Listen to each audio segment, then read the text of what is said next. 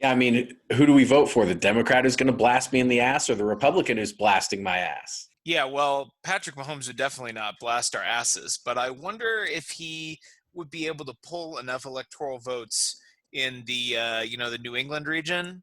Not a big fans of him there. Hmm. California, really not big Oh, fans of he's him made some there. enemies. No, I mean, no question about that. He's ripped some hearts out of people. He's done some Yeah. stuff but at the end of the day, he's still so dang likable. Well, yeah, and I mean he definitely would pull Texas, which is the second biggest state. So Good I mean you call. got you got a lot of electoral votes coming out of Texas if Although you you would. don't think Houston would balance that out a little bit? Well, they definitely would be pretty salty. I mean, they they definitely, but come on. I mean, I feel like deep down Houston, they claim him still, right? Like For sure. like He's a Texas Texas, boy. they're yeah, Texas exactly. football, all that stuff. Texans, they claim everything that touches Texas. Anything that can be claimed by Texas is claimed by Texas Good and by point. And Texans. things that can't be claimed by Texas are still. That's true. They still try and claim them. I was thinking though, like he's made a lot of enemies. Like you said, he is a polarizing figure outside of Middle America. Uh, so I don't know. Like maybe somebody like Mike Pennell. Do you think he'd be electable? Like he's a blue collar guy. He's got multi team appeal. He's a former Patriot, so like he can carry some different regions. Blue collar guy, down home. Just kind of that aw shucks kind of thing that sometimes plays in politics. Like a George W. Bush factor. Yeah, it's a good thought that hadn't thought of, which is that if we're going to pick a chief that's going to get elected, he's probably got to be someone that hasn't been a lifetime chief, just to kind of pick up some other fan bases. Somebody's Yes. going to look at him and be like, oh yeah, he used to be our guy. I was thinking maybe the Badger would be a good call, Oh, just yeah, based yep, yep. on, he's got the motivational speaking part down. He clearly has made a lot of friends everywhere he's been. We would, he'd have Arizona locked down. He'd have Houston. He's a former Texan. Definitely, I feel like Honey Badger would probably be one of the more popular candidates on the team for sure. We got a hell of a health plan for you, dog. Yeah, yeah. His voice is it's hilarious, but I don't know. There's also, I feel like the people have really, really latched on to McCole Hardman. Yeah, okay, the Jet, And sure. he's very social on Twitter, and he's good in front of the camera. He's always dressing up. He's a His costume flashy game is very player. strong. Yeah, his costume game is very strong. The South loves him because he went to Georgia and everything.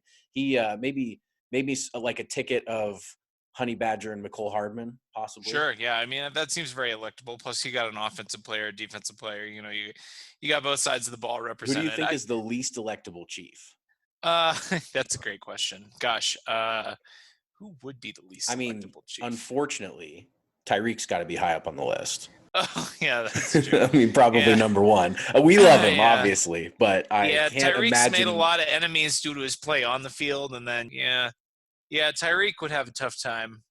I also was thinking Darwin Thompson is hilariously unelectable. He's like, I don't know if you've heard him give interviews and stuff, but he kind of bounces around and he's not very articulate, and he's really like, I don't know. Yeah, I find him hilarious, but I definitely think he would. People would be like, "Who is this What is going on in here? guy?" Sammy, also obviously, Sammy would be a very polarizing election figure. We could almost have turned this into a discussion of which presidential candidates are Chiefs players because there's a really obvious one for Sammy. I don't know if you remember her candidacy, but Marianne Williamson Nice, I is love that. literally like the presidential candidate version of Sammy Watkins, and she was not electable. She did not do well, No, but she did have some viral tweets. Some pretty crazy out there. I'm a space alien energy kind of stuff. right up Yeah, his alley. yeah, for sure. I mean, that would be quite a ticket. They're probably solar beings of a similar ilk. Obviously, Frank Clark would be a fun one to get out on the campaign trail, get talking, get some interviews down. Definitely would Oh make my God. some great quotes and some very. He would be a fun guy to track.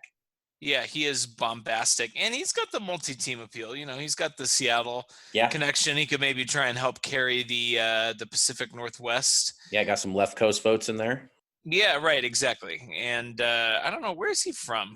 Where did he grow? Well, he's from LA, so that's right. I do remember that because he's a big Kobe guy. Oh yeah. Uh, so I mean, you got all those left coast states. Now, of course, again, you got to contend with the salty Niners electorate and the former salty Raiders and salty Chargers electorates. Oh, I mean, there's a lot of we've got it. salt for us to deal We've with. we got a lot of enemies in California. We've got a lot. It is a mess down there. Who would be the most milk toast guy to run? Just very cardboard cookie cutter. Harrison Butker, who Nice. literally looks like a cardboard cutout of a politician. Yeah, he I mean, does. he literally yeah, I mean, you could put him up there. I mean, to be honest with you, he's extremely electable because of that. Like, I mean, he's Sure. like generic white dude. He's always very, he looks Big very, bright smile. yep, very made up. He's got his great signature move with the arm, He the arm does. thing, where he Lining it lines up the the kick kick up. with the arm. He could like line it up when he goes out on the stage, do the lineup thing, flash that grin, maybe some finger guns. I would love to see a debate with those guys, maybe debate the issues a little bit. Colquitt would have been my runner up for sure. Both of the special teams guys are like pretty well spoken, very clean cut, all American image. Who would have been a great candidate back Who's in the that? day? Alex Smith. Dang. I feel like Alex Smith was elected to some public office of some kind, and we just hadn't I heard mean, about it. we I mean, we he sent him off is to we sent him to Washington D.C. Mr. Smith goes to Washington. He was elected quarterback of the Washington Redskins, Good point. and Poor he was guy. ousted. Alas, R.I.P. It wasn't really ousted. His Yeah, his that's true. bone was ousted from his leg. Yeah, it sure was. Poor guy. So what if we have like a ticket on the left of Tyrann Mathieu and McCole Hardman, and they go up against a ticket on the right of Dustin Colquitt and Harrison Butker? Either way, man, Chiefs 2020.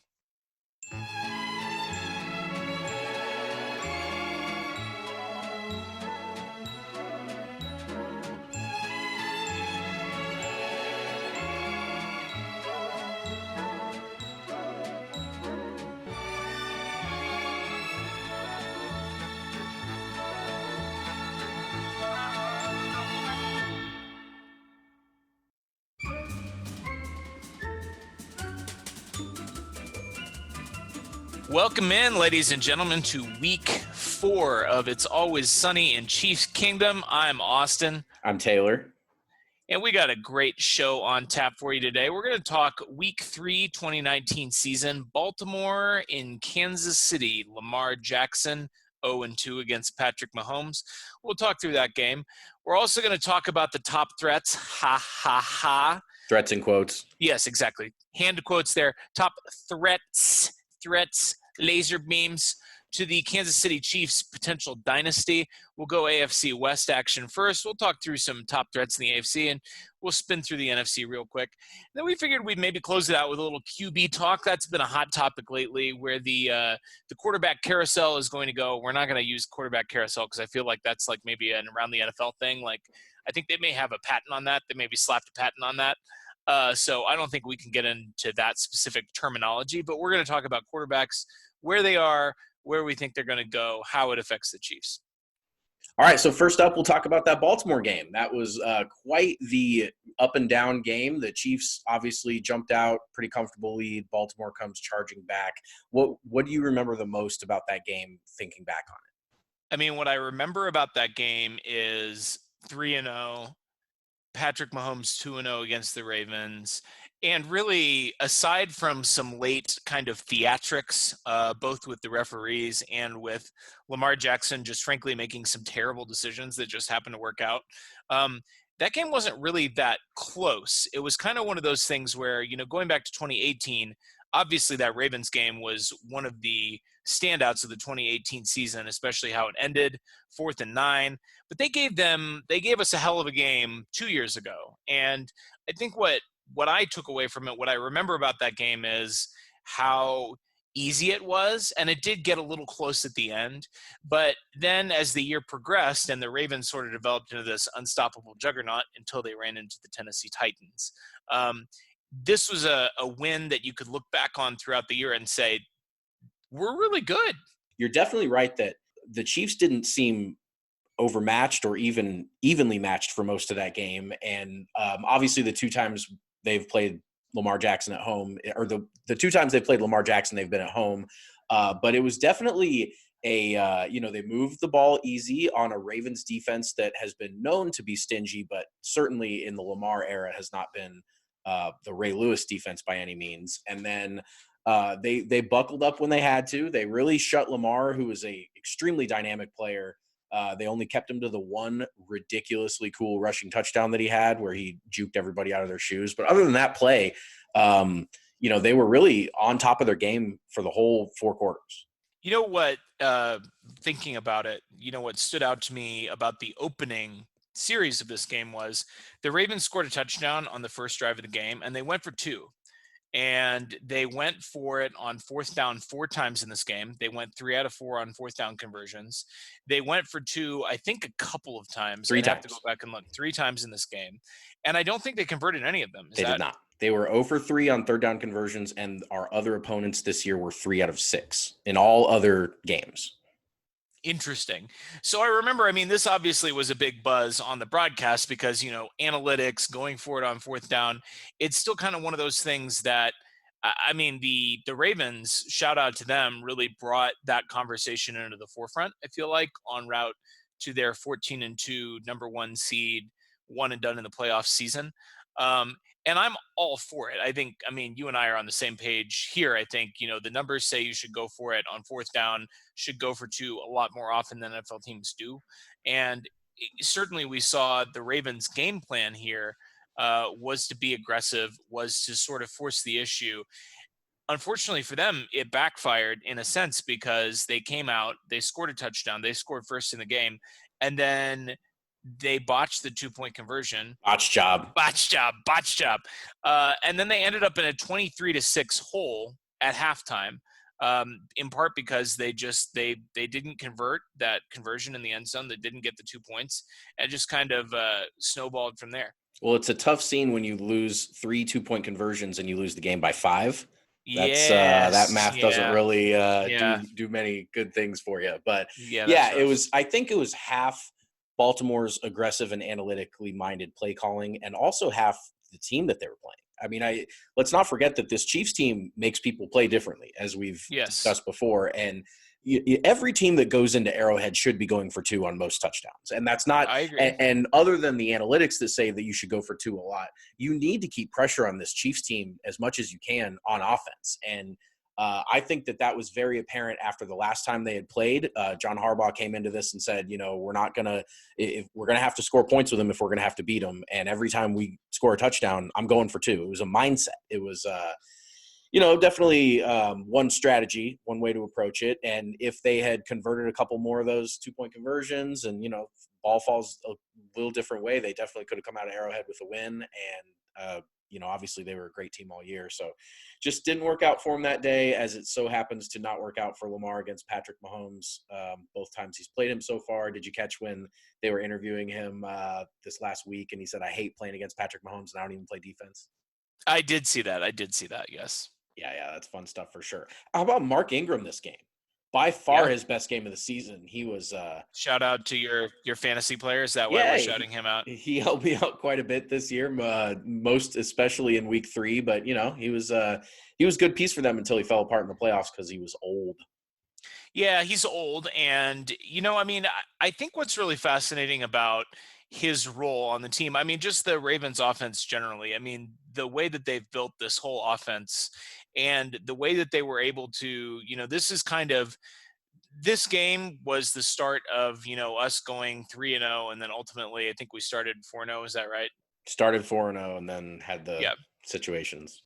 I mean, this game, we talked about it a little bit with the Raiders last week and Josh Jacobs and having some success on the ground. This was the game that really, even though we ended up winning, caused some freakouts about the defense. I mean, there were always going to be freakouts. There were some freakouts in Jacksonville in the second half when Gardner Minshew was doing his thing. There were some freakouts in the first quarter against Oakland when they were racking up yards and they got out to a 10-0 lead. And there were freakouts in this game, not only in the first half, when it seemed like we just couldn't stop the run, even though we were keeping them out of the end zone. But then in the second half, when we actually forced them to pass because they were in, a 2-score deficit, some of the plays they were making really in garbage time. I know the score ended up being pretty close. There were a lot of concerns about the defense in this game. Yeah, not only garbage time, but garbage plays. Absolute Yes. Oh my prayers. I God. mean, Yes. back foot throws into double coverage that Willie Snead would come down with or whatever. I mean, it was not, it did not look like the Chiefs defense was getting cut up. It just looked like the ball kept bouncing Baltimore's ways there in the fourth quarter enough to make it somewhat of a game. But of course, when push came to shove and when the Chiefs offense gets the ball back up 5 with 2 minutes left after Baltimore had just marched down the field and scored and they needed to bleed out the rest of the clock, they were able to run the ball, and then they capped it off with that nice little screen pass. Darrell Williams was a dude this game. He had a great game, his best game as a Chief. This was when we didn't really know what was going on in the running game, really. There was Darrell Williams and LaShawn McCoy. Damian Williams had gotten hurt the previous game against Oakland. So it was very touch and go with the Chiefs backfield. But Darrell stepped up and had 62 yards rushing, including that 41-yarder. He had 47 yards receiving, including the game-clinching screen pass. I Mhm. definitely felt good about the Chiefs' run game after this game compared to where I thought it was going into it. Well, not just the run game, but the offense as a whole. This is, getting into the Lions game next week, and then the Colts game and the Texans game, where the wheels started to fall off a little bit. Now, Eric Fisher was not in the lineup. Tyreek Hill was not in the lineup, and those are two pretty vital linchpins of the Chiefs' offense. Certainly. But Patrick Mahomes, unlike in a couple of weeks when he tweaks his ankle again against the Colts, Patrick Mahomes, despite what happened in Week 1, was pretty healthy in this game. He was pretty mobile in this game. I mean, like he looked like Patrick Mahomes in this game. And so without Tyreek Hill, without who obviously was a huge part of the win in 2018, obviously making the catch on 4th and 9 and bringing them back in that game. Without Tyreek Hill, without Eric Fisher against a pretty good pass rush, what ended up being one of the best pass rushes in the NFL over the course of the season. And I think the team that blitzed at by far the highest rate in the league, if memory serves, Baltimore was on defense. We saw him pass for 374 yards without Tyreek Hill, without his left tackle, and really made it look easy. And the run game too, gutting it out, being able to get those tough yards at the end of the game and close the game out. I mean, this was a game where, like I said, this was a game that throughout the year, even when things got bad, got a little dicey there for a little bit, you could come back to this win and say, this was a pretty complete game by the Chiefs. I mean, garbage time kind of notwithstanding, but overall defensively, especially when you see what Baltimore would become offensively the rest of the year, they did a good job, really, in all phases. Yeah, that was my takeaway is as Baltimore kept stacking wins and getting better and better and kind of being the team to beat in the NFL, I kept looking back at this game going, man, this Chiefs team that was banged up, that, Baltimore hit a couple miracle passes. Now they did miss, I remember some long passes too. So there was kind of they had a hit and miss there with their deep passing game. Well, that's what happens when you have a running back throwing the ball. Oh, yikes. But yeah, no, you're right. And they looked better and better as Baltimore got better and better. This win kept becoming more and more important, not only for the confidence of the team, but also for playoff seeding and for, talking about beating playoff caliber teams. Every time the Chiefs could look at their resume that so far that year and say, well, we beat the best team in the NFL. So if we can do that, we can beat any of these jokers. So it was encouraging. I loved what I saw out of Mecole Hardman that game on that one gigantic 83-yard touchdown catch where he kind of looked back over his shoulder and caught the ball with both hands. It was really interesting. I don't see many wide receivers when the ball is coming in over their shoulder turn their whole upper body to the ball, Yeah. and he grabbed that, and as soon as he did, I mean, dude looked like the fastest player in the field by a mile, and burned past the Baltimore defense. The camera was shaking. I remember when he was going down the sideline and the afterburners, and it was a reminder that although we didn't have Tyreek Hill, we still had the Legion of Zoom, and that Mecole Hardman, after the long touchdown he caught against the Raiders the week before, was kind of showing that big play ability that he would continue to show throughout the year. We're going to get into the dark times here pretty soon, coming up in a couple of weeks. But I just want to. We've been talking about some of the snap counts and some of the roles that various players were playing. The Chiefs' leading receiver in a couple of weeks is going to be Byron Pringle against the Colts. Byron Pringle in this game with Tyreek Hill out had 2 snaps, which was 3% Wow. of the offensive snaps. He had 1 catch for 7 yards.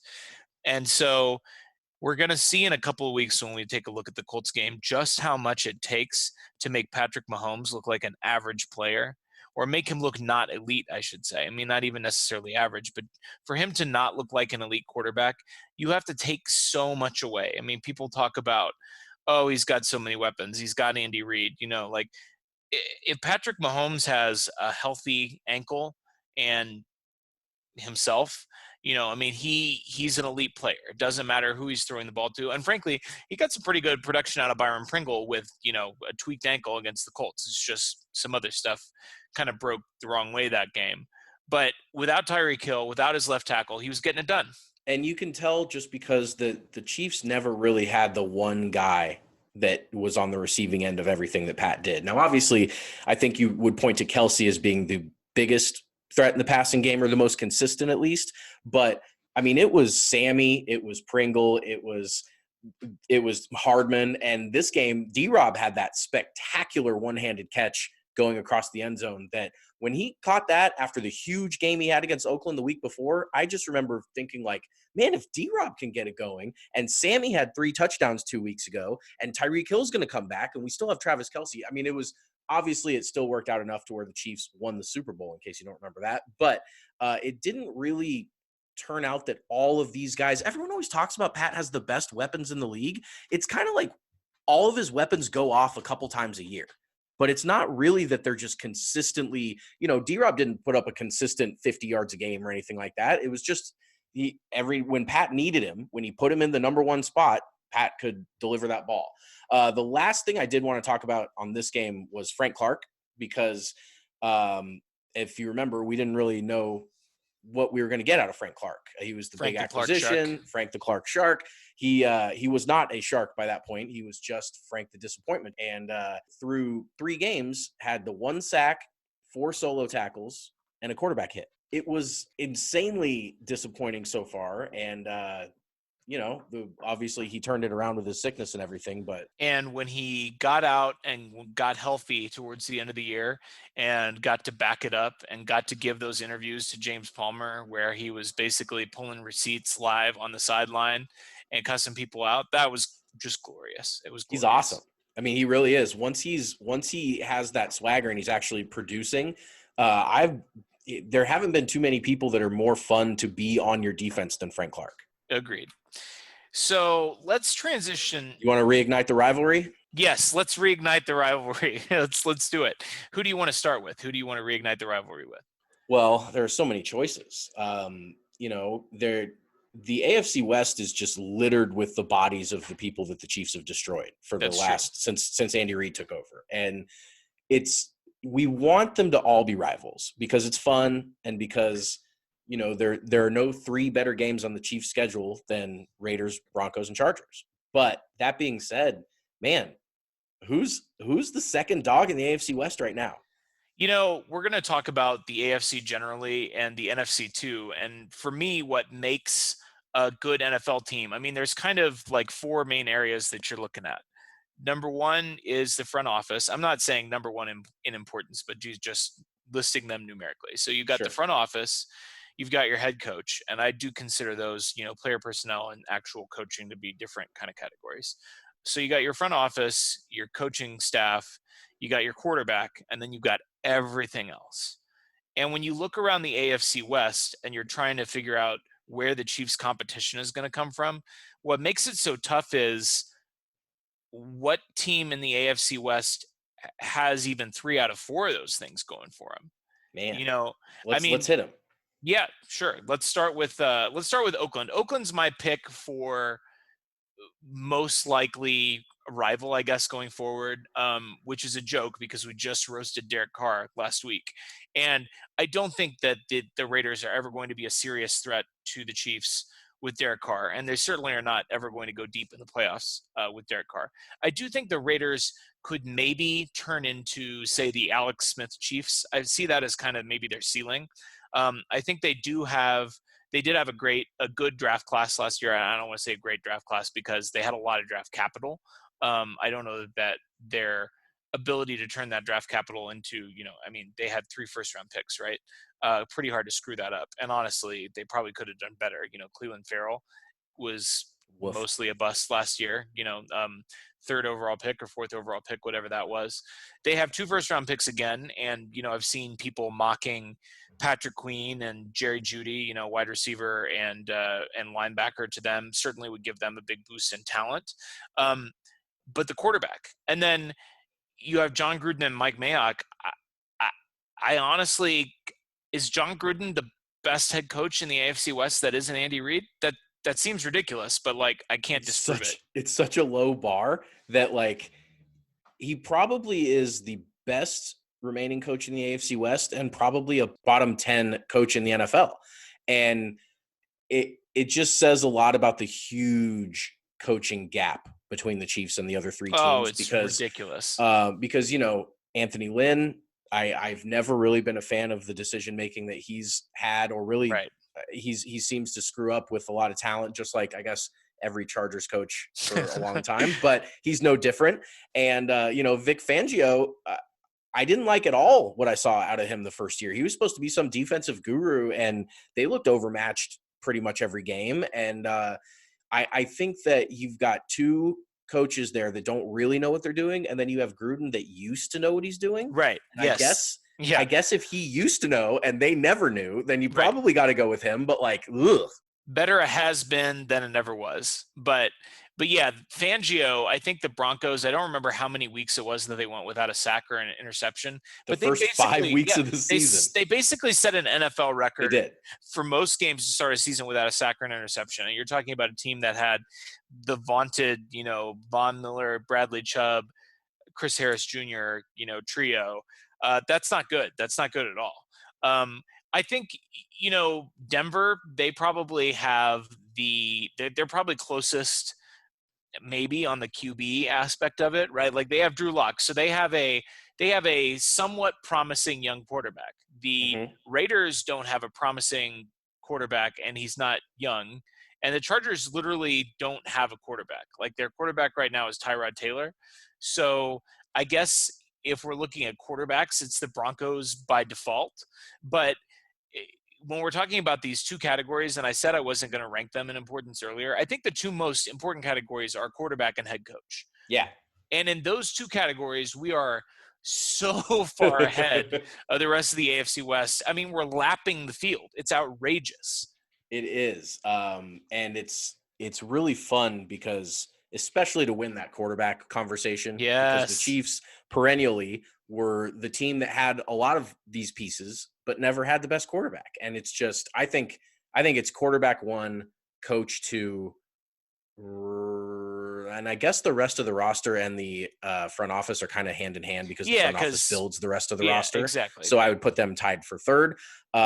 Front office wise, between Mayock and John Elway, there are some characters in these front offices, but Brett Veach is a superstar compared to these guys. Yeah, and I would say almost, I mean, like, I would almost say the Chargers would get my vote here, both for front office and rest of the roster, just because there's a reason the Chargers have buzz going into every season, and it's because they have a lot of really good players. Sure. And if you go back 2 decades, really, the Chargers have had a lot of really, really good players. LaDainian Tomlinson and Sean Merriman for a while, and they brought in Antonio Gates. yeah, And yeah. Antonio Gates. They brought in a lot of players, and now you've got Keenan Allen, you've got Austin Eckler, you've got Melvin Gordon, you've got their safety Derwin James. Just a lot of really talented players in the secondary there. And Telesco's been there since what, like 2013, I think I want to say, or 14 or something. I mean, Yeah, he's he's had a been there a good while. Yeah. 5 or 6 years. And so, I mean, they've had a chance to build the roster the way they want to. And if they get a quarterback, I do think that they've got a legitimate case as the second best team in the AFC West, but you got to get the quarterback first. You got to get the quarterback first, and it doesn't feel like they're in the running for any of the I'd say this draft, it feels like there's 2 elite quarterback prospects, Tua and Burrow. And it doesn't feel like realistically they have either a chance at either of those guys. I mean, certainly not Burrow because he's going to go with the first overall Right. pick. And Tua, it seems like the Dolphins at 5, but the Dolphins certainly have more draft capital. If they needed to move up to stay ahead of the Chargers, they could. You know, it's just hard to see. And the thing about the NFL is, your windows are so small. If you don't have a franchise quarterback and an elite head coach, you really are hoping to get all of the pieces to line up in like a single season, Yeah. and or just a couple of seasons, and you're hoping that when that season comes, when your window is there, that you don't have a freak injury to your quarterback, or your star defensive player. And the Chargers really, I mean, really with everybody in the AFC West, I feel like the Raiders kind of have that young core coming up, the Broncos too. The Chargers are already there. They have the roster. They don't have a quarterback. I'll disagree with you there for a second because let me name you the top 5, in my opinion, best offensive players for the Chargers last season. Okay. Okay. So it was in any order. It was Keenan Allen, Austin Eckler, Melvin Gordon, Hunter Henry, and Philip Rivers. I don't think there was anyone on the offense that was better than those 5. That's Okay. fair. And 4 of them are departing free agents. Ooh, well, Only Keenan Allen remains on that of that core 5. fair So Hunter enough. Henry's going to go, and Eckler. Now Eckler is an exclusive rights free agent, which means that the Chargers will get a chance to match any offer and keep him if they tender him for whatever the offer will be that the NFL sets. Then they can keep Eckler. So Eckler will probably be a Charger, but other than him, Melvin Gordon gone, and Hunter Henry gone, and Philip Rivers gone. So I do think that they've got a little bit more rebuilding than maybe the Charger fan that's out there thinks that they do. But it's just so hard because this bar is so low for all 3 of these teams. It really is. And I hate to give any credit to the Broncos or their fans because they are super crazy and probably the most delusional fan base in the entire NFL. They they definitely have they definitely have an argument for like, if you want to look at the world through your orange tinted glasses, you feel like, okay, the defense, yeah, it's taken a huge step back from 2015. I mean, the thing about Broncos fans is they think that every defense they roll out every year is going to be the 2015 Broncos defense, and it's not. That was 5 years ago. Yeah. Like, 5 years is an eternity in the NFL. Lots of teams have flown on that no-fly zone since then. Yes, exactly. It is a fly zone now. They had that whole thing going. It's no more. Although they did make a trade acquisition today. They got AJ Boye, so another guy for Tyreek Hill and Sammy Watkins and company to roast. I'd say, I mean, like, if you dream a little bit and you think that Drew Lock might become, say, an above average player, they could be okay. I mean, they could be a Yeah. second place team. But again, I feel like unless Drew Lock unexpectedly, from my vantage point, becomes a true superstar, I mean, we don't really have to worry about them. So let's talk about the AFC, because the AFC West, we're going to rule it for years to come. We're going to just lord over it. Let's talk about the rest of the AFC. So we each went through and picked 3 teams, our top 3 challengers to the Chiefs within the conference, within the AFC. What's your number 3 choice? Well, you got to think about the first thing that I thought about in an AFC rivalry is, well, who was the last AFC title game? That was kind of my default, because they both got deeper in the playoffs than everybody Sure. else in the AFC. And depending on how the Titans handle the departure of Derrick Henry and their quarterback situation, where both Tannehill and Mariota are free agents. So they really, 2 of the most important pieces on offense are question marks for them. I like Mike Vrabel a lot as a head coach, and I like the way that they've kind of built that team. And I just felt like if I'm thinking about everybody in the AFC title game is a good place to start. Yeah, I think that's fair. I didn't have Tennessee on my list because of the questions at quarterback. Although supposedly, and we'll talk about this in our next segment, supposedly they're maybe one of the teams that could be in on Tom Brady, Vrabel and Tom Brady FaceTiming at the Syracuse game a couple of days ago. So certainly 2 guys that share a relationship Tom Brady's not professionally. going to Tennessee, though. I know, but I do think there are some pretty significant question marks there. But there are going to be question marks about. I mean, what's significant is that was your number 3 choice, Yes, and yes, they don't have a quarterback. yes. And if they do have a quarterback, it's going to be Ryan Tannehill. I think it will be too. We're going to get to our guesses on the quarterback moves this offseason, but I do think they bring Tannehill back for the record. So my number 3 was Houston. And what Houston has going for it, I mean, another team that we saw in the 2019 playoffs, 2019-2020 playoffs, uh, who we defeated after being down 24 to nothing. They have a Bill O'Brien problem.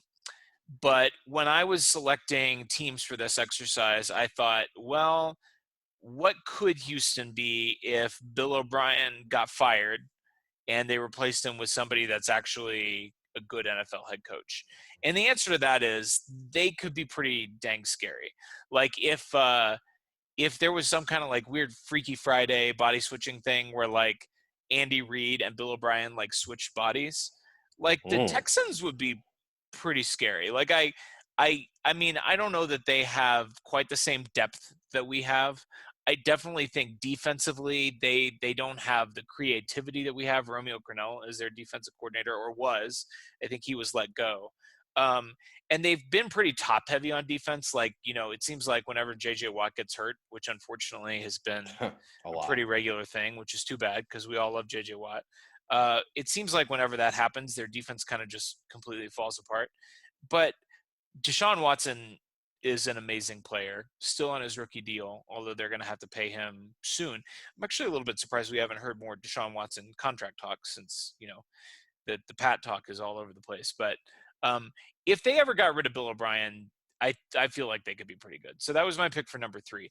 Well, I also want to say that one reason that they won't get rid of Bill O'Brien is because he has the best job security in the world because he's his own boss. Yeah, So, that's true. he's not going to march down to his own office and tell him to pack up his papers. I mean, that's so I think the Bill O'Brien being a coach and a general manager is hilarious to me. Like probably their biggest weakness as an organization is they're both general manager and head coach. I would be worrying a lot if I was a Houston fan and that was my leadership on that team. Did But you moving on, or yeah, Yeah, what? I just had one other thought on Houston. Did you know that Houston, the AFC South, every team in the South has made an AFC championship game since Bill O'Brien took over in Houston, except for Houston? An AFC championship game. Oh yeah, Yes. because Jacksonville You was there, Jacksonville, obviously the Colts Tennessee, and Tennessee. Yeah, and sure. Indianapolis have all made it, and Houston has never made it to the AFC Championship game in their entire history. So even though they've been to the playoffs, I think more times than any other team in that division, under Bill O'Brien's tenure, and they certainly have the most division titles. They have never made it to an AFC Championship game, and Tennessee and Jacksonville have. So You hate to see it. you really do.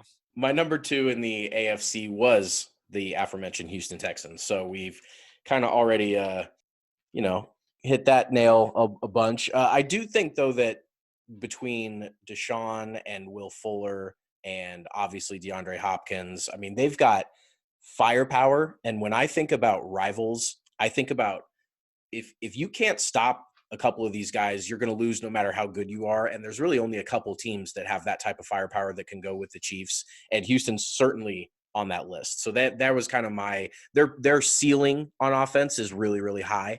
Yeah. And that's what I look for in a conference rival. What about your number 2? So my number 2 was another AFC South team. We've hit 3 out of the 4 of the AFC South teams We because have I picked the South's nasty. Indianapolis, and it's weird that I'm picking Indianapolis as number 2 because their quarterback in 2019 was Jacoby Brissett. They Hmm. went 7-9. There was a ton of hype surrounding the Colts coming into the 2019 season because they brought in Frank Reich. They went, I believe, either it was 10-6 or 11-5. I think they went 10-6. They finished second in the South behind the Texans. Then they beat the Texans in a playoff game. They came to Arrowhead, and there was a lot of hype surrounding the Colts coming at Arrowhead. And then we beat the crap out of them. Yeah. Andrew Luck retired, and suddenly here we are all sleeping on the Colts. And when you look at those four factors that we were talking about earlier, the head coach, the front office, the quarterback, and the rest of the roster, they have 3 out of 4. I mean, Chris Ballard, former Chiefs personnel guy, running the show there, doing an amazing job.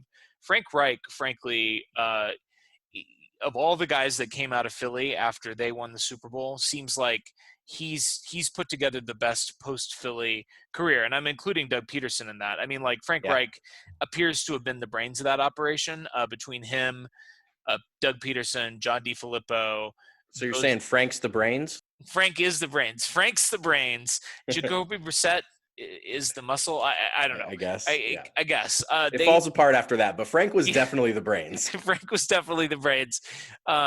They have a really strong roster, top to bottom. They have a lot of good young pieces. They had a draft a couple of years ago where they just absolutely hustled the Jets. The Jets moved up to take Sam Darnold, and they got like 3 second-round picks out of that. Yeah. uh, to move down like 4 spots, and they got Quentin Nelson, who's like the best offensive lineman in the league, and then they got a bunch of other guys too. I mean, they killed that draft. They have a lot of draft capital. It seems like every year. The problem is they don't have a quarterback, so there's been some talk that Philip Rivers could land there, and so that might make them, kind of dangerous for a season or two. I still think, obviously at this stage of his career, Philip Rivers isn't a superstar quarterback. He's not going to be the guy that gets you over the hump. So it's kind of like the Alex Smith Chiefs, right, where you kind of need everything else to break your way in order to win a championship. Like I think Alex could have won a title with the Chiefs, but it was like, okay, Justin Houston got hurt. I guess we're not winning the Super Bowl this year. Or Jamal Charles got hurt. I guess we're not winning the Super Bowl this year. The margin for error was just so slim.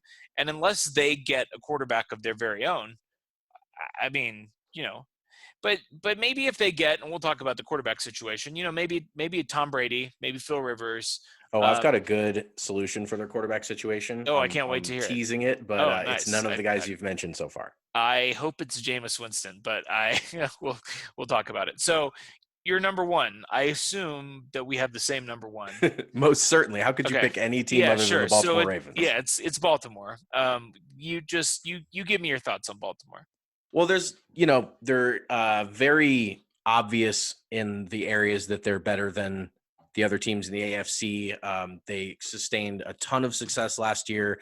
They beat people in their own way, the way that people aren't really prepared for, or that really build a roster to stop, which, it's kind of gimmicky. It's kind of like the 14-15 Royals, where you run into this team that doesn't do things the way everybody else does, and they kind of take you by surprise a little bit. But Uh huh. it works for them. It works really, really well for them. Obviously, they won 14 games. Now it remains to be seen how this formula translates to the playoffs. It's been such a small sample size that I wouldn't be surprised if they do have a sustained playoff run. I know everybody likes to make fun of Lamar for his 0-2 playoff start, but they've got the personnel. They've got a quarterback that just won MVP. That while I'm not sure about his sustained success in the future, I do know that he's pretty dangerous today. And if I had to line up against every team in the AFC as they're currently constructed, who would I think the Chiefs on a neutral field have the least chance to beat? It would be Baltimore. Yeah, I mean, I think that's obviously, I mean, that's the obvious choice. They kind of check all the boxes. They do have a fairly strong roster, top to bottom. Good front office staff they carried over from Ozzie Newsome. I can't remember the name of their current GM, but I know he was under Ozzie for a long time. Team that drafts well. John Harbaugh, obviously a guy that has really embraced analytics and is from the Andy Reid tree. So, I mean, you certainly have a strong coaching pedigree there. And then depending on what you think of Lamar, things that are undisputable about Lamar. He just won an MVP. He's a year younger than Patrick Mahomes. He's still on his rookie contract. How he develops and progresses, because I think the way that teams play him is going to evolve. I think, the way that Baltimore's offense, the way that the league responds to it, the defenses respond to it, I think is going to be really interesting. But he certainly has the raw physical ability, and he definitely has made some strides as a passer. I think what you said about the way they play the game is really interesting. I've heard them compared before. I can't remember who said this. It's almost like facing a knuckleball pitcher in baseball, right? Like Nice. it's just really hard to prepare, like you're thinking about a week of practice as an NFL team. Yeah. And what's funny about it is the Chiefs are almost the same way. Now, obviously, the way that those two teams attack you is very different, but they both have such unique talents that they have kind of built their offense around that it would be really hard to game plan for it. I mean, imagine running a scout team for the Chiefs and you've got to have your backup quarterback go out and pretend to be Patrick Mahomes, right?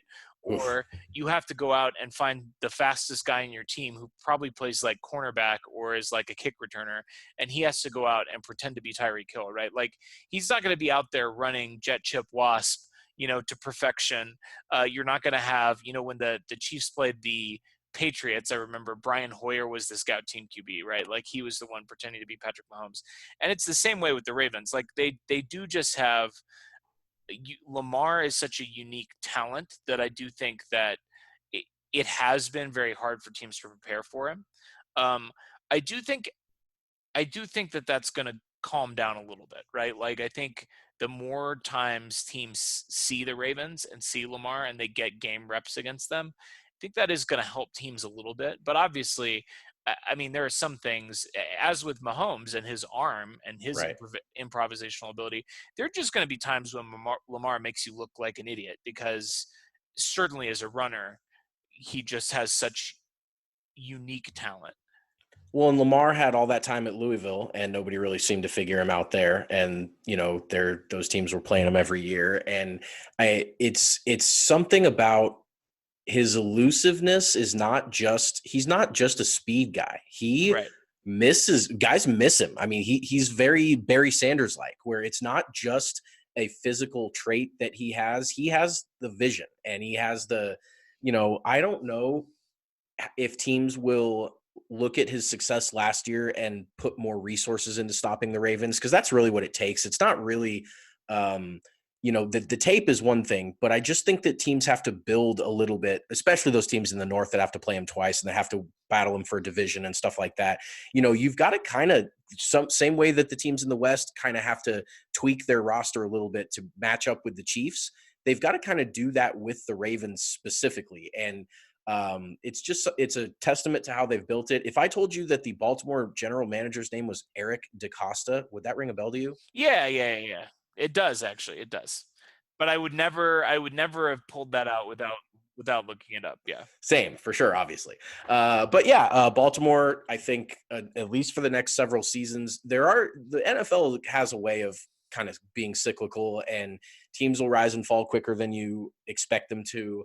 But I do think that for the current landscape of the AFC, Baltimore clearly is head and shoulders above all those other teams. We could have an argument for. I know that you had mentioned to me on the side that New England we should at least give them a kind of shout out in this list, because even though they wouldn't necessarily have Tom Brady next year, they would still have Bill Belichick, and that's good enough to where you could slot in just about any free agent quarterback in there, and they're probably going to make some noise. Yeah, I mean Tom Brady's a system QB, so Exactly. it doesn't matter who their doesn't matter who their quarterback is.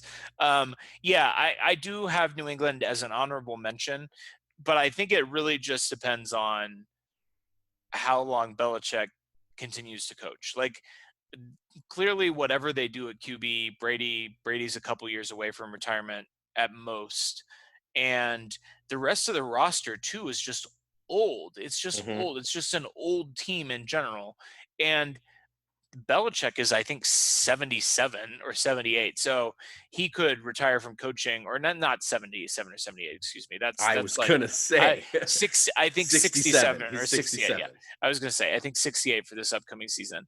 Yeah. Uh I was thinking of our presidential candidates, Mike Woof. Bloomberg, Joe Biden. I was actually just about to make the joke that he's just about to the right age where he can retire and run for president. But he's actually still got a He's decade young. to go Yeah. before he's eligible to do that. Ugh, ugh, what a Sad. mess. What a mess. But yeah, I mean, Belichick is incredible, and he's always going to put competitive teams on the field as long as he's there. Honorable mentions. I thought about Cleveland. Yeah, they obviously had a ton of hype coming in last year. I'm actually really interested to see what they do with possibly some competent coaching from Kevin Stefanski this year. Whether they can kind of get get back on track a little bit. Still have a talented roster there. What is John Dorsey up to, by the way? I I have know, no total idea. segue, but what is he doing? Like where is that guy gone? Well, he kind of rolls into town like the Music Man and fires people up, and then and then he's gone. And he is a former general manager right now. Is his official title. So Perfect. he's probably thinking about who else he can freak out about billiards in another city somewhere in the country. So who It's gonna knows? be great. It's gonna be great when John Dorsey's gonna reemerge here, like probably in the next year or so. He's gonna reemerge with another team. He's gonna come in just like the Music Man, like you said, fire a bunch of people up. He's gonna probably draft some pretty controversial players, probably burn a bunch of cap space, and then he's gonna get fired and ride off into the sunset again. It's not a bad gig. It's not a bad gig. It's not. John Dorsey has a pretty sweet life, if we're being honest. Let's talk about the NFC real quick. Obviously, not a true rival to the Chiefs in the sense that it'll just be our opponent in the Super Bowl. I don't really see a perennial Super Bowl contender among any of the NFC teams because there is no Patrick Mahomes in the NFC. I mean, there's no Patrick Mahomes in the AFC either. But at There's least one. there's Lamar. Well, there's one, and then there's Lamar. I mean, Lamar is also a young MVP on a rookie contract, and you've got Deshaun Watson.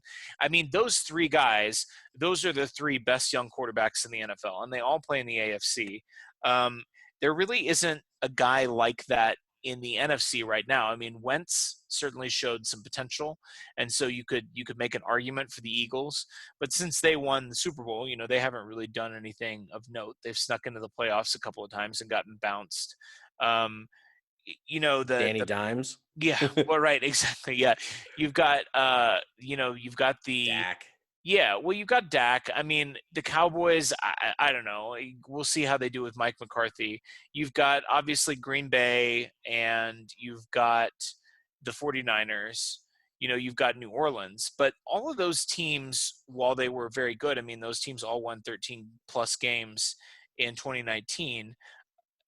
Rodgers is on the wrong side of 35. Breeze, obviously, I mean, he's got maybe one or two seasons at most.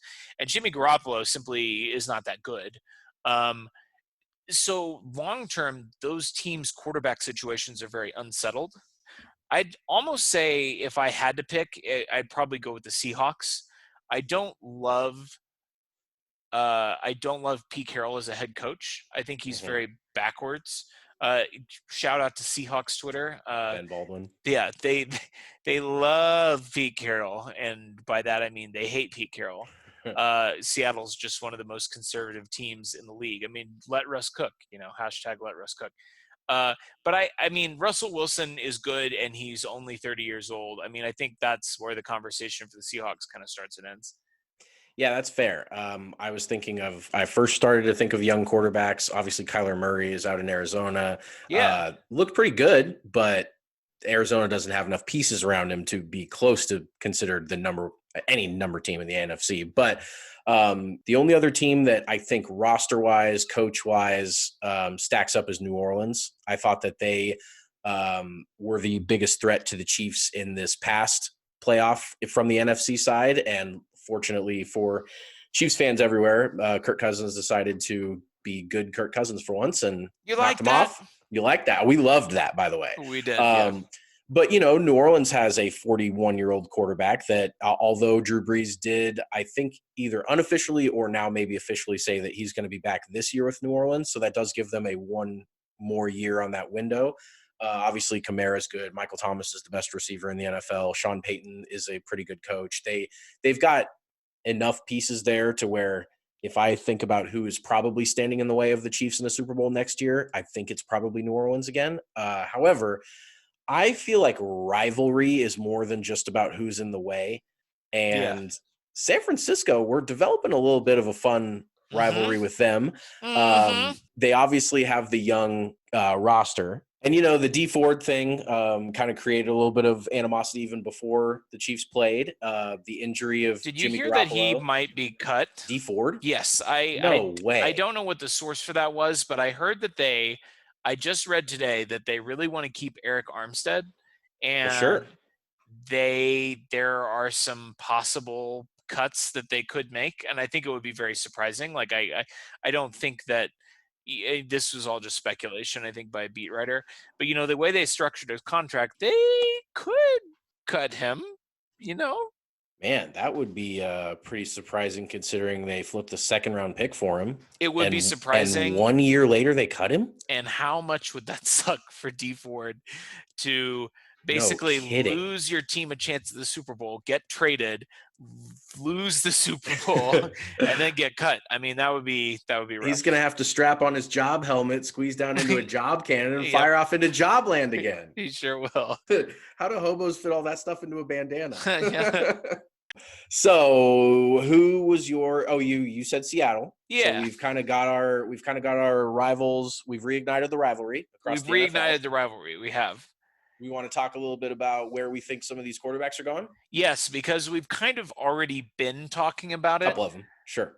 So yeah, let's just jump into it. I know you have a list, so let's talk I do. quarterbacks. So I kind of picked the top two quarterbacks for every team next year, just to kind of get a whole lay of the land, look at some of the backups that were free agents this You are year. Just wanted nothing to. if not thorough. I love my spreadsheets. That was basically I realized that I could make a quarterback spreadsheet, and that's what I like doing. So I'm gonna real quick hit all these teams and give you my top two, and we can talk about any noteworthy quarterbacks. Yeah. So in Arizona, we had Kyler Murray is obviously the starter, age 23, looked great. Their backup is it's a moving target situation right now. I had Trevor Siemian going from the Jets and signing a backup deal with Arizona there, but it could really be any veteran that Cliff Kingsbury feels like would be a good influence on Murray, I guess. Yeah, and I did just want to add very briefly. I like that you shouted them out in our NFC segment because I wasn't going to put them certainly, from a mediocre team last year to perennial Super Bowl challenger to the Chiefs in the AFC or the NFC, but I do like what they're doing there. So Yeah. Yeah, agreed for sure. The Rams have got Goff and Bortles. Poor guys paid Goff oof. way too much, and they're stuck with Ugh, him and for a their while. backup is Blake Bortles. And their So backup's Blake Bortles, and they could obviously do something different there and push Blake Bortles out or trade him or whatever. But that's kind of their quarterback situation. Not really much to say there. The Rams have hilarious cap situations, and it starts and ends with their quarterback right now. ugh. Seattle has Russell Wilson, and then really no one else. I thought it could be interesting if they went after Jordan Love.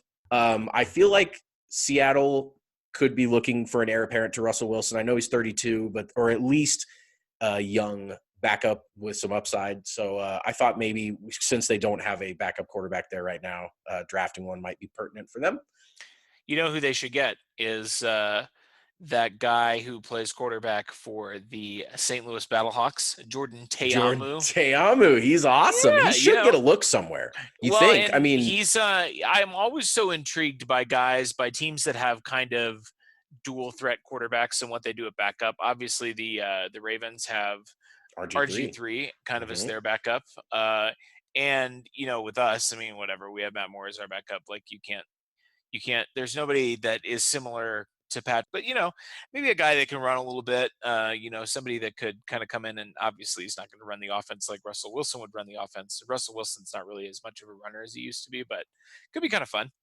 It would for sure. And really, any of these XFL guys, we haven't been talking about them as a prospect, but like PJ Walker could play in the league, I think, as a backup. I mean, he's Yeah. been lighting it up for Houston right now, and he should at least get a camp invite somewhere, I Yeah, would I agree. imagine. I agree. And that's kind of the whole point of starring in the XFL, I would think. Yeah, I mean, Matt McGloin got a camp Yeah. invite from us, and he got benched in the He's XFL. He's terrible. terrible. So Finishing out the NFC West, we have the aforementioned San Francisco 49ers, and Garoppolo's backup is Nick Mullins right now. He is a free agent, but I kind of feel like he started some games with them, and they had a pretty good relationship. So I just had him re-signing a deal with them, but they don't really have a backup situation behind Jimmy G, which is interesting. He's 29. He's won a lot of games, but I don't quite know. I guess San Francisco's got to like him. He just won the NFC for him this year, but I don't. have you been plugged into the Brady to the 49ers rumors at all? I saw it come across and I laughed. I wouldn't call it plugged in. I mean, What's the story there?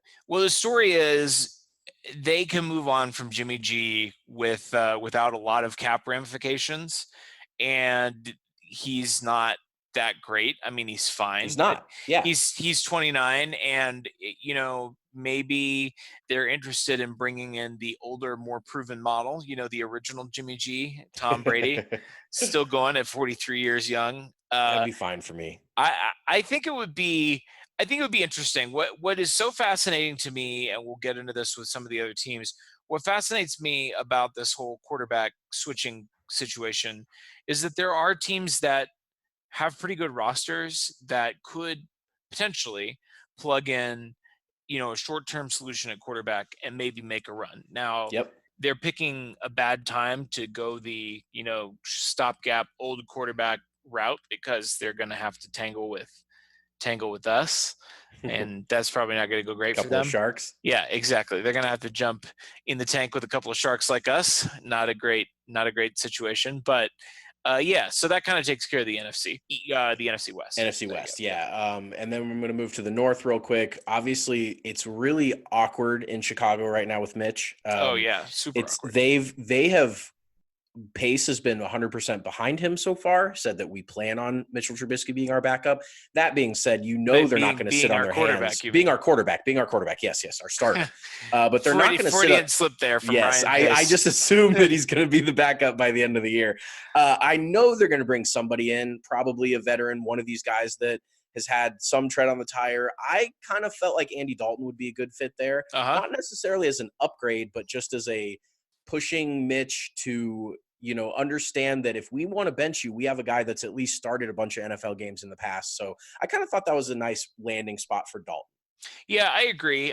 The around the NFL guys have something called the Dalton line, which Yes. where Andy Dalton represents like a perfectly league average QB, and I think, I mean, Where's Andy Mitch on Dalton, the Dalton line? Is he below it? he's definitely below it, Yeah. and I think Andy Dalton he's not the tide that raises all the boats. He is as good as the surrounding cast and supporting cast is going to be for him. So there was a year where I think it was maybe 2015, where he was a legitimate MVP candidate. He got injured towards the end of the year. The Bengals ended up losing in the first round of the playoffs in that ridiculous game with the Steelers where like everybody got ejected. Yeah. Um, but he could be pretty good with the right cast. I would really I feel bad for Matt Nagy, man. Like I just want him to have even an average QB just to kind of play around with, because we saw, I mean, Alex Smith probably certainly an above average QB, but it's not like Alex Smith was Patrick Mahomes out there, Alex right? Smith's kind of Andy Dalton. Yeah, exactly, exactly. And I don't want to besmirch. I don't want to No. besmirch Alex Smith, but like he kind of is though. Yeah. And I think Matt Nagy could do some pretty interesting things with Andy Dalton. So I Yep. like that. I like that. Yep. The Packers obviously are set with Rodgers, although at 37, they probably need to start thinking about the future. They should, for sure. Their backup right now is Tim Boyle, who I didn't know without looking up because I forgot that. Tim Boyle is the guy over 3 years at UConn. Tim Boyle threw 59. No, he threw 133, 82, and 60 pass attempts in his 3 years at UConn. So all told, about 270 pass attempts at UConn. His YPA was like 4.5, Mm. and he had a 1-13 touchdown to INT ratio Now I in remember Tim Boyle. college at UConn, and he's a backup NFL quarterback To for the Aaron great to Rodgers. Aaron Rodgers. His completion percentage was below 50%, Taylor.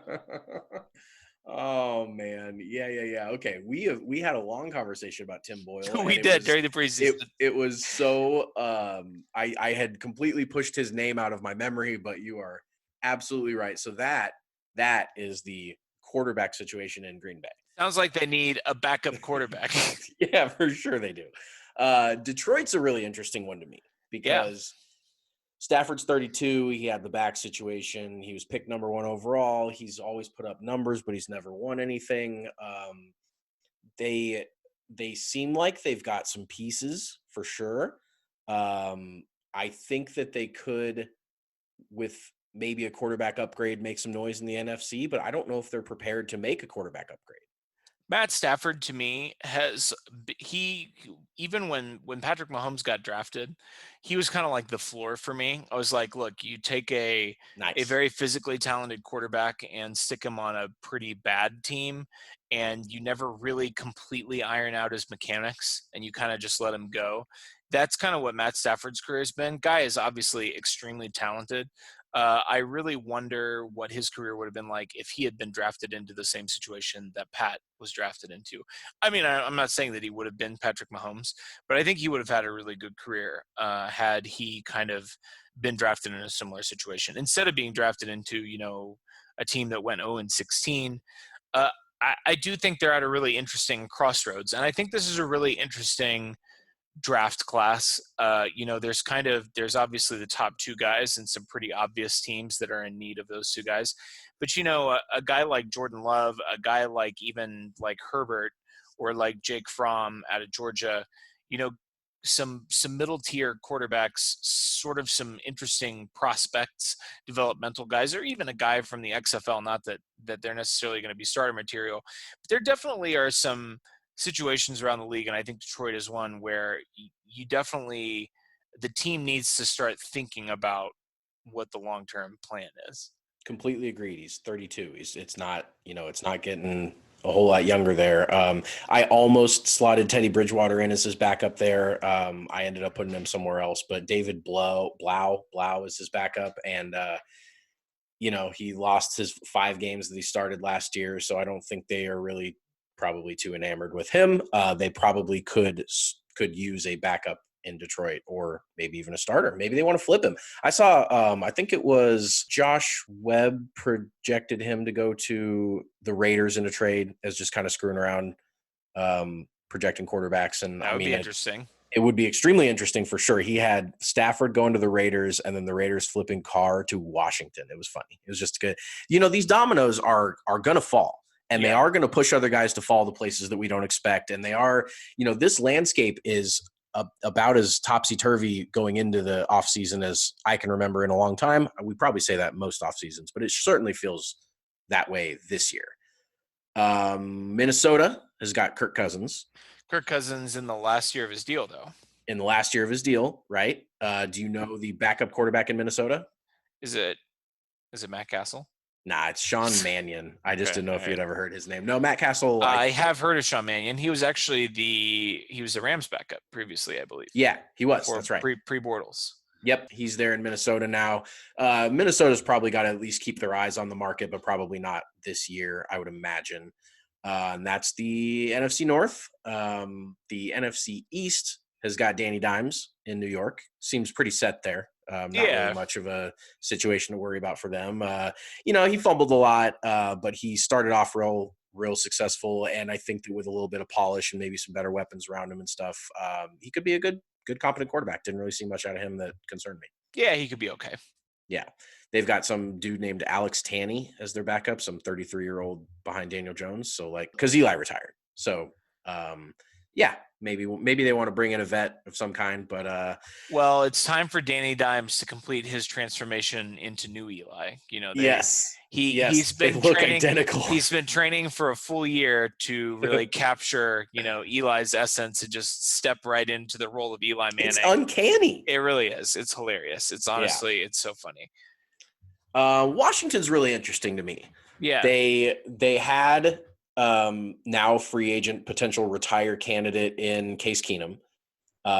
They benched him for Dwayne Haskins, who they drafted high, and I don't know, Haskins kind of had his rookie bumps and definitely seemed like he was a little overmatched at times, but you get a guy that young and he started 7 games for him, and you feel like, they probably would be bailing on him a little soon if they immediately went to another quarterback this Yeah. year, but they also have the Alex Smith situation. Yeah. So if Alex, who is going to be 36 by this season, comes back and can play quarterback, I just don't know. I don't know what they would do. I don't know what I would do. It's kind of a weird situation. They've got like a young guy that's not very good, an old guy that was pretty good but is really hurt, and another old guy that retired. So what do you do in Washington? Yeah, and Ron Rivera's been pretty non-committal, I think, about Haskins. Haskins. it's pretty tough to. I think it's so hard to judge young quarterbacks. I think of Jared Goff, his rookie year with the Rams, and then we kind of have come full circle on Jared Goff because now He sucks again. he sucks again. He was terrible, and then he got Sean McVay, and he was good, and then he's bad again. Um, but they fired Jay Gruden midway through the year, and when you have an interim head coach come in, I'm always so curious. I wish I could be a fly on the wall to know like what realistically an interim head coach can change. Like Good you're in point. the middle of a season, like Yeah, you have a playbook that you spent an entire offseason learning. You can't just change the whole playbook, right? Like you might change how you call plays, but the plays are pretty much what they are. um, but Bill Callahan, the interim head coach, they became much run heavier. They were just pounding the ball. And I wonder, what Ron Rivera might do, kind of what that offense might look like. I know he's brought in kind of some interesting assistant coaches and probably is going to have a pretty different offensive game plan from what Jay Gruden was running. So it'll be yeah. interesting to see what Haskins does. I kind of think that this year they sit out, drafting another quarterback because it's not like the Cardinals. The Cardinals are the only example that I can think of where you drafted a first round QB and then you were immediately like, I'm out. Bail. Bail, bail, pass, pass. Super pass. Um, but they had the number one overall pick and they had Kyler Murray on the board. And the Redskins obviously aren't in that situation. I mean, they're picking at number 3, correct? Number Yeah, 2? this year. But I mean, like you Yeah. said, if they sit out on a quarterback, they're probably not going to be very good next year. Yeah, Learning under right, Dwayne exactly. Haskins, they probably can bank a top 6 or 7 pick at the worst. Yes. So I mean, I think it's probably the right call there to just kind of take a year off, learn Ron Rivera's system, get Dwayne Haskins and Terry McLaurin on the same page. They've got some pieces. I mean, they could be all right, Yeah. but Yeah. they're the Redskins, so they probably will not be. We've spent way too much time talking about the Washington I Redskins. agree. Never again. We're never going to mention them on the podcast for the history Perfect. of the rest of Works for me. it. Philly, real quick. Wentz. I put Mariota backing up here just as a kind of Oh, change of that'd be pace. fun. Two guys that kind of gotten hurt on their own, but maybe if you put them together between the two of them, they could finish out a season. I don't know, Yeah, but if you put two of them together, you got one whole QB. yeah, exactly. Wentz has had the high ceiling of MVP caliber play, but just hasn't done it when they needed and hasn't stayed healthy. And Mariota's got to go somewhere. Just kind of threw him in there as a nice little fit. Yeah, I think that'd be fun. Yeah. Dallas should re-sign Dak. I would be blown away if they didn't. But stranger things, I suppose, have happened. But assuming Dak comes back, he's their obvious everyday starter there. And then I put old Texas boy Colt McCoy, who's going to be a free agent, Oh, fun. coming in there to back up Dak Prescott. They don't really. Right now, it was Cooper Rush as their backup, but I think he's a free agent as well. So just kind of, we'll hook 'em horns rivalry back together. Yeah, that'd be fun. The Falcons. The Falcons have 35-year-old Matt Ryan and then 36-year-old Matt Schaub. Sure. Yeah, So Matt and Matt. yeah, and old and 39-year-old. I had my Oh my six gosh. dyslexically upside down. So I think Schaub is probably a pretty good retire candidate. I haven't heard that out of him, but at 39 and not starting, I don't know why you'd check in to the NFL every day for that. Matt Schaub was my fantasy QB when I was playing fantasy football in college. And that was like 10, Unfortunately for us, forever ago. yeah, 10 plus years ago. Yeah. Whenever Matt Schaub last had a good season as an NFL starter, that's when he was my fantasy QB, and it was a long time ago. Yep. So assuming he does retire, or at least isn't even enough on the radar to be a backup, I was looking at Kyle Allen, the Carolina quarterback that started. He ended up starting about 12 games last year, and he's got some talent. He's only 24. I think he might be a nice little fit in there with Matt Ryan to kind of learn some stuff, and might be a nice. They've got the old starter, and then they could bring in some sort of youthful backup. So he was my pick there to back up in Atlanta. Sure. Then we've got the Saints, which obviously that's just going to depend on how long Drew Brees wants to play for. Yeah, it is. And I assume Taysom Hill comes back there, not really as the backup quarterback, but I do think that since we're talking about quarterbacks, and he is a free agent. The fit there makes a lot of sense. So I would bring him back there, and I put Bridgewater. You'll see where I take him in a second. Carolina has non-free agents Cam Newton and Will Grier, both of which have had a little rocky history with the team recently. Cam should be back and should be the starter, but I don't know. I've seen some people think that he might be a trade candidate. What do you think about Cam? I think it depends on his health. It seems like Matt Rule probably wants to keep him in the building, see how healthy he is. What I've heard is that there's some concern that he's not healthy enough to trade, but he's not injured enough for them to basically kick him to the curb and void what they can void out of his contract. I mean, if I were Matt Rule, I'd want at least a year to kind of run him up. They've been linked to some trade talk, maybe moving up for a Yeah, quarterback. I mean, I yeah. think it would be interesting to see them make that move and put a guy behind Cam. Certainly, you got a new head coach, so you think he probably is going to want at some point is going to want his own QB. But yeah, an interesting situation to keep an eye on for sure. Yep. The last NFC team that we will discuss is one of the big quarterback pickups, at least in my opinion. I think Rivers to Tampa Bay makes a lot of sense. Yeah, I've heard that. I think Rivers to the Colts maybe makes a little bit more sense because their offense is so Tampa's offense is a little bit more deep passing based, and that's kind of where their talent lies. Whereas Indy is much more of that like check down, Intermediate. intermediate short passes. A lot more of that. Now, obviously, they have T.Y. Hilton. They certainly have a deep threat player that they could throw the ball to.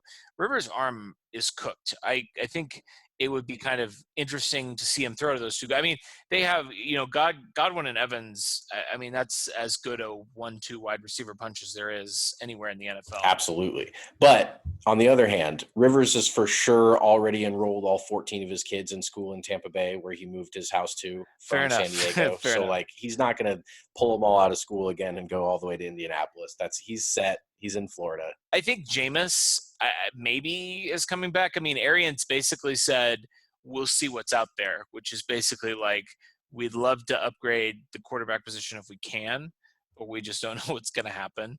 Jameis ain't Um, coming back, buddy. I mean, well, then let's go nuts saying where Jameis is going to go because I mean, Jameis is fun. I like He's Jameis really as fun. I like him as an NFL personality. I'm glad that he exists, but we can roll in 30 and the 30. I AFC. Yeah, mean, I mean, yeah. it's insane. Oh, it's incredible. I did slot him into the aforementioned Colts. I thought Really, that was really. yeah. I think that he Oh, that'd be he fun. I would has love that. he has a ton of skill, a ton, regardless of the other stuff that his kind of interception happy numbers and all that stuff. Dude is really talented, and the Colts with all of that capital, not only do they have draft capital, they have cap room capital. I mean, Yes, they can spend some money. I mean, yes. maybe AJ Green, maybe they could get real weird with it. And I think that if you're going to bring in a guy like Jameis Winston, he's probably the most skilled free agent quarterback on the market. Maybe. Yeah, I mean, I just mean, in terms he's of raw talent, sure. yeah, exactly. And Indy's not afraid to make a splash move by any means. And I just kind of thought that we were talking about them as potential AFC rival with the Chiefs, and if they brought in a guy like Jameis who kind of figures some stuff out and has a good coaching staff and a good defense and stuff like that, I mean, he could be real trouble for the Chiefs. I mean, I've heard no indications at all that the Colts would be interested in Jameis Winston, but I kind of do like that idea a little bit. So they brought in, Tampa brought in Bruce Arians, and Bruce Arians, I think his reputation, I mean, he runs a very vertical offense, certainly encouraged a lot of downfield shots, and to some extent sort of allowed Jameis to be Jameis for better or for worse, mostly for worse. Frank Reich really he gave Andrew Luck probably the best season of his career. And I don't know if people really realize this about Andrew Luck. I mean, Andrew Luck kind of had uh, I'm going to regret saying this, but he was almost a little bit of a John Elway of his generation Mm, type, like where people, he was a super hyped college prospect. He went one overall. He dragged some kind of bad teams to playoffs. Dragged. I'm going to put that in hand quotes. But like his passing efficiency numbers were honestly never quite on par with his reputation as a quarterback until he got Frank Reich for that one glorious year before he decided to call it quits and hang up the spikes. And I don't know. I mean, I feel like Frank Reich's offense is much more, it does a good job of eliminating mistakes. I don't think Bruce Arians' offense is that way. And so it would be kind of interesting to see if they could maybe rein some of that out of him. I don't know. Could be fun. Yep, could be for sure. Houston, we don't really have to touch on. It's Deshaun Watson and AJ McCarron. That's pretty, pretty set in stone there. Tennessee and Jacksonville are both extremely interesting. We'll start with Tennessee, which has really no quarterback. Tannehill and Mariota, they're two on their roster, both free agents. I do think that the Tannehill marriage works pretty well, and so I don't think anyone would be shocked to see them bring him back on a new deal. Yep. I think everybody really liked him there. You could really toss any backup quarterback you want in there behind him. Brett Hundley was the backup in Arizona last year, and he's a free agent. So maybe a guy like that, 27-year-old, not very good, but they'd probably ride or die with Tannehill there. Really, the more interesting of the two is Jacksonville to me. Yeah. Jacksonville, I don't know what you would really do with Foles, who you're paying a lot, but he got hurt. Then 23-year-old Gardner Minshew comes in. Everybody, Minshew season, Minshew magic, all that stuff. He was a lot of fun. He was pretty good. I don't know. I kind of did something weird here when I was moving all the quarterbacks around, and I shipped Foles off. So I have Minshew starting with Jacoby Brissett backing him up. Well, you got real weird with it. Well, where did you ship Nick Foles to? Well, I suppose he could come up, or we could talk about him in a second. He's on the team in the AFC East. Okay. But yeah, I thought that Gardner Minshew is good enough that I think that Jacksonville would be comfortable enough moving forward with him and getting that Foles money off their roster. But I don't know. Hard to say. It is. I think that's fair. So is that everybody in the NFC South or the AFC South? That is the AFC South, correct. We'll move on to another division here. Let's go ahead and hit the North real quick. It's not really a ton going on there. Lamar and RG3 back, in Baltimore. Sure. Nothing noteworthy there. Cincy seems pretty slam dunk that they're going to move on from Dalton and draft Joe Burrow number 1 overall. If they don't do that, it should create a bunch of waves, but I think that seems to be the consensus around the league. Agreed? Yeah, I mean, if it seems like they're for sure drafting a quarterback. Or yeah. There's maybe the slightest bit of controversy over whether Joe Burrow would play there, whether they would prefer maybe somebody like Tua to Joe Burrow, but I think an Eli situation. Yeah, a little bit, yeah. But I think what I heard last week during the combine, I don't remember who said this, but basically somebody had talked to a Bengals executive, and they pretty much said, if we don't draft Joe Burrow, they're going to burn the stadium down because he's an Ohio guy, and they're in a position where they have the number 1 overall pick. The guy, I don't know if you've looked at Joe Burrow's numbers at LSU. They are hilarious. Video game numbers. He threw 60 touchdowns in a college season, and he threw 6 picks. Yeah. It's outrageous. He had like a 70% completion percentage and like 12 yards per attempt. It's outrageous. I don't like to feel or to worry that other people will come along that will challenge Pat for the greatest young quarterback in the NFL, but like Joe Burrow at least had the numbers. I don't know if he's got anything else, but boy, did he have the numbers. I mean, that LSU team was stacked. Loaded. For sure.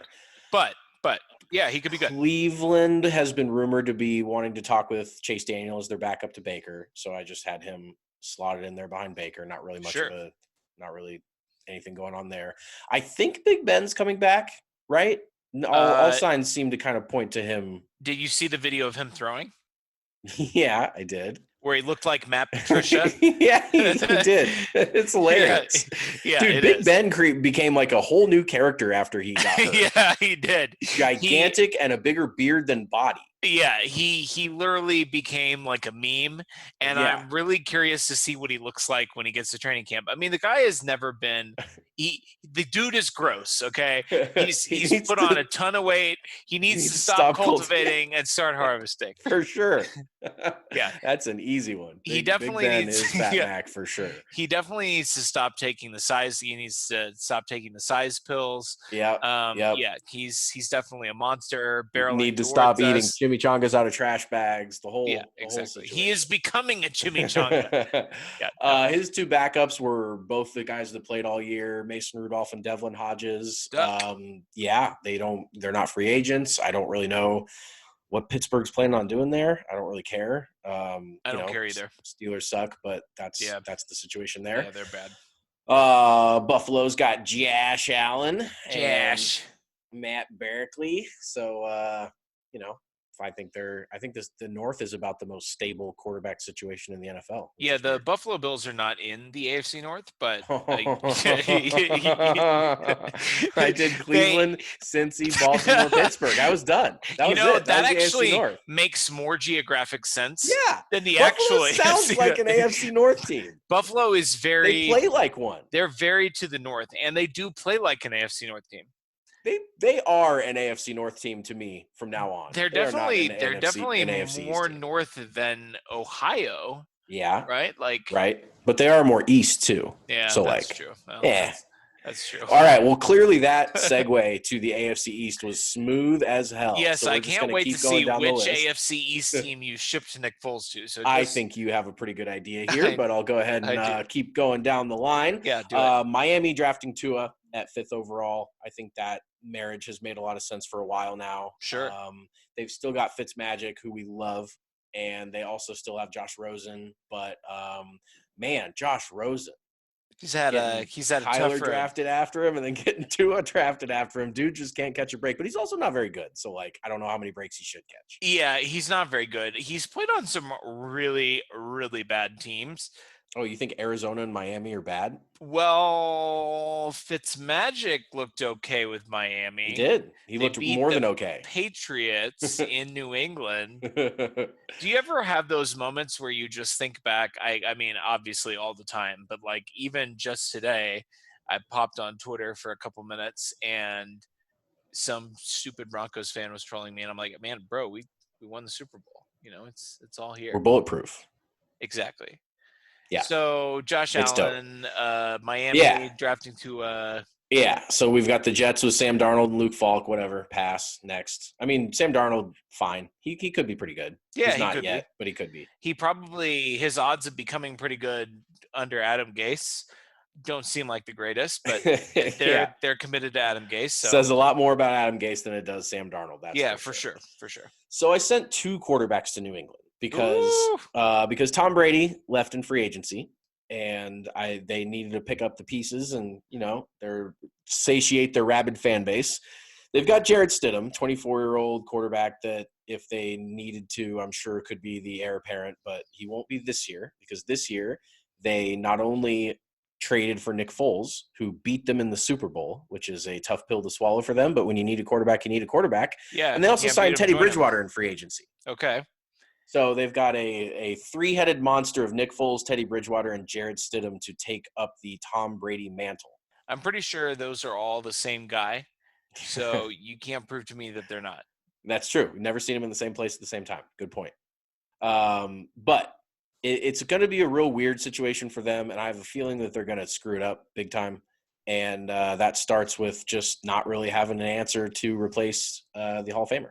I think you're dead wrong You're dead about wrong. that. You're dead wrong. You're dead wrong. And the reason for that is because New England can win with any quarterback. And I actually can't wait to see them pick up somebody like Teddy Bridgewater and win 12 games. Yeah. Now, obviously, Yeah. I don't want them to win the Super Bowls. No. I mean, there's a part of me, a really, really, really small part of me, that Wants them to. wants Belichick to win a Super Bowl with like Teddy Yeah. Bridgewater. Yeah. Just one to prove that he could have done it all along. And there wasn't anything special about Tom Brady. He was just a dude. But the GOAT was inside Belichick all along. yes, but now that we've won the Super Bowl, and I just want us to keep winning them all the time.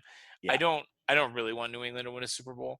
But I think honestly, like I mean, if they brought in Teddy Bridgewater or Nick Foles, Andy Dalton, I mean, I one think of these idiots.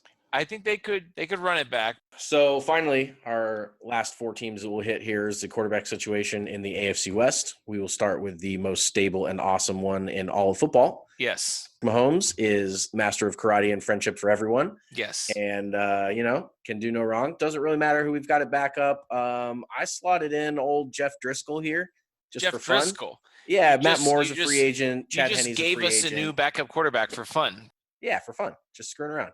The both. You are the master of your own But universe. I am, but we have no backups right now on the roster.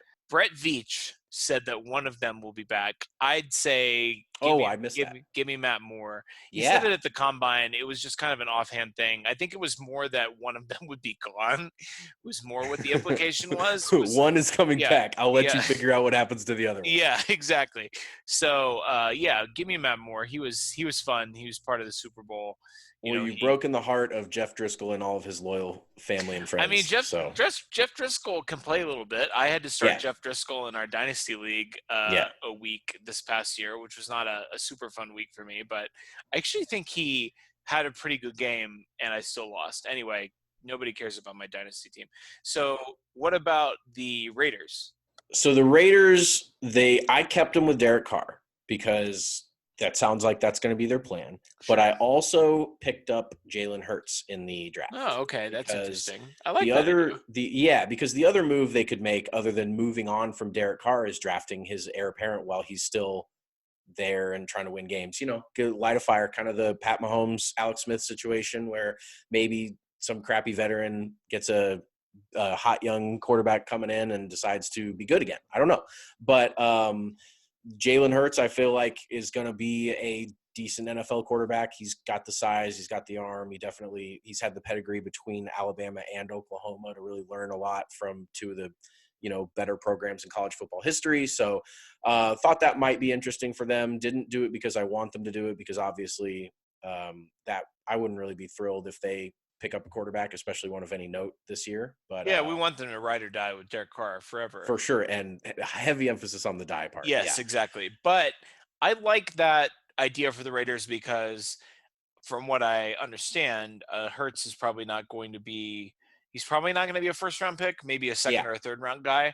Right. And the Raiders have enough draft capital that I mean, The 12th and the 19th pick in the first round. but there's also the adage that if you have two quarterbacks, you have no quarterbacks. I mean, I'm paraphrasing a little bit. I think No, that's the phrase. yeah. I don't like the phrase, but it's a phrase. Well, but it makes sense though, right? I mean, like, if you're gonna go for the quarterback, you might as well go for the gold. You might as well trade up to number 10 and draft Patrick Mahomes and have everybody call you crazy. But I kind of like it. I mean, I think it's sooner or later Gruden is going to want his guy. Yeah, for sure. Denver, I have them cutting, and then Flacco will retire after they cut him because nobody else will want him, and he sucks, and he's old. Hear me out. Joe Flacco is going to move to the booth, and he's going to get Tony Romo money to become a broadcaster. Well, he won't get Tony Romo money. No one gets Tony Romo money. I'm joking. But Joe Flacco has the personality of like wet a blanket. dead horse. I don't know. I thought maybe you had seen some stuff out of him that I hadn't, and I was like, man. I was thinking to myself, I don't remember Joe Flacco being interesting at all. No, he's not. He's a total bozo, and he's not interesting on the field, and he sucks, and he definitely should have retired like 3 years ago. But I'm glad that he was the quarterback of the Denver Broncos for like 6 games. Brought me a lot of good memories. Agreed. Finally, the Chargers. The free agent pickup of the offseason is going to be Tom Brady taking up the Chargers mantle, going out west and pulling a Johnny Unitas. Pulling a Johnny Unitas, trying to reignite that franchise and put some butts in the seats in their new stadium. And they don't really have anybody around him, which he's going to be used to from his days in New England recently. Well, they don't have an offensive line, which would be a big adjustment for him. A big adjustment, that's right. And then their weapons are obviously, like we talked about earlier, all going elsewhere other than Keenan Allen, which he'll like. But, I think Brady to the Chargers makes a lot of sense. If he's going to go anywhere, that's where I have him picked to go. And then I also have them drafting Justin Herbert. Interesting. Well, that's interesting. So you have The old and the you young. have them spending money on a 43-year-old quarterback, but then also not drafting him any help in the first round. I actually love that. That would be a really compelling human interest story, Uh-huh. because Tom Brady is going to tell Justin Herbert to fuck off, He and will. Justin Herbert is not going to do anything to help Tom Brady because he's a quarterback, so he'll just be sitting on the bench collecting dust. I like that. That seems like it would be a good situation for the Chiefs. I could get behind that. I endorse that. Pretty Charger move too, huh? Can we close this show out by going back to Tim Boyle for just 1 second? I mentioned. I'm sorry. I still have his Wikipedia page pulled up, You can't look away from it, and can I you? just glanced down at it again. And this has to be mentioned. So, in addition to Tim Boyle having a 1-13 touchdown to interception ratio in college at UConn, and also having a completion percentage under 50% in college, his rushing stats in college are as follows. In 2013 at UConn, he rushed 27 times for negative 73 yards with a long of 19, which means which means he at one point had like 26 rush attempts for like negative 100 yards. No. Yes. And then in 2014, he rushed 16 times for negative 42 yards. And then in 2015, he rushed 6 times for negative 7 yards. No And then way. in 2017 in EKU, which is Eastern Kentucky, Yeah. he took a year off from playing college quarterback. I wonder why. Yeah, exactly. He went to Eastern Kentucky and he rushed 19 times for negative 40 yards. So in his college career, he rushed Ugh. 68 times for negative 162 yards. No. Yes. How Oh many yeah. games did he win? I do not have that information. I'm thinking about real deep kneel downs where he runs back 20 yards and kneels down. Well, maybe, but my guess would be he didn't win a whole lot. No, agreed. Yeah. So anyway, that's Tim Boyle, Green Bay Packer, and that was episode 4 of It's Always Sunny in Chiefs Kingdom.